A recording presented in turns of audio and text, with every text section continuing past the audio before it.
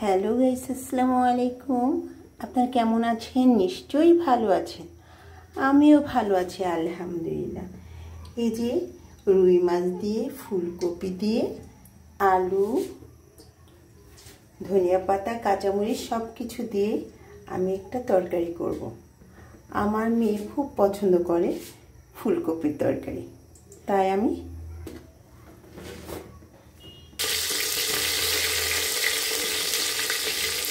একসাথে দিয়ে দিলাম সবগুলো।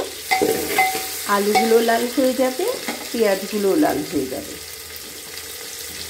পেঁয়াজের সাথে আলুগুলো ভাজা ভাজা হয়ে গেলে খুব মজা লাগে।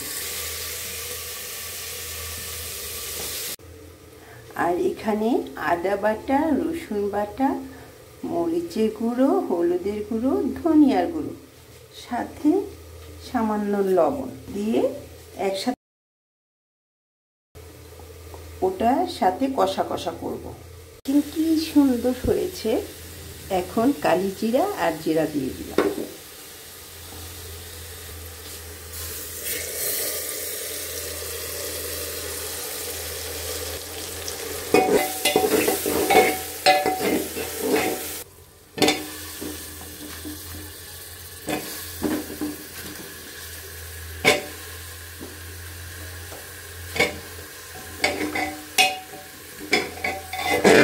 দেখেন তো কেমন হয়েছে কষাটা হয়ে গেছে।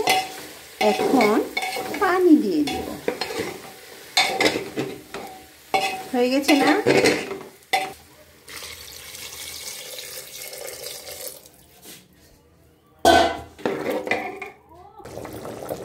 এখন ধনিয়া পাতাগুলো দিয়ে দিয়েছি, তার সাথে মাছগুলোও দিয়ে দিচ্ছি।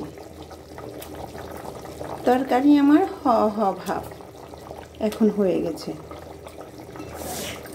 এই যে আমার তরকারি ডান। এখন পরিবেশন করছি। দেখেন তো কেমন হয়েছে। যদি ভালো লাগে একটা লাইক, একটা কমেন্ট, একটা শেয়ার করে যাবেন। আসসালামু আলাইকুম, আল্লাহ হাফেজ।